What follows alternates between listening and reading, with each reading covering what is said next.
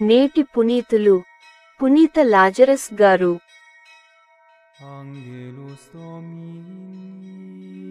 రాజధ్వజము అతని సంతతి వారి నుండి తొలగిపోదు. మంగళవారం, డిసెంబర్ 17, 2024. మొదటి పఠనం ఆదికాండము 49వ అధ్యాయం 2 మరియు 8 నుండి 10 వచనాలు. యాకోబు కుమారులారా, నా చుట్టూ చేరి సావధానముగా వినుడు.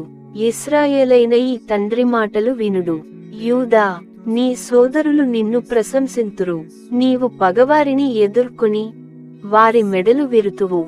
తోడబుట్టిన వారు నీ ముందు సాగిలబడుదురు. యూదా, నీవు సింహపు పిల్లవు, వేటాడి విడిదికి తిరిగి వచ్చెదవు. నీవు సింహమువలె పొంచి నేలపై పరుండెదవు. ఆడు సింహమువలె నిన్ను రెచ్చగొట్టగల సాహసి ఎవడు? హక్కుగల రాజు వచ్చువరకు సకల జాతులు వారు విధేయులయ్యుండు వరకు రాజదండము యూదా చేతి నుండి జారిపోదు. రాజధ్వజము అతని సంతతి వారి నుండి తొలగిపోదు. ఇది ప్రభువు వాక్కు.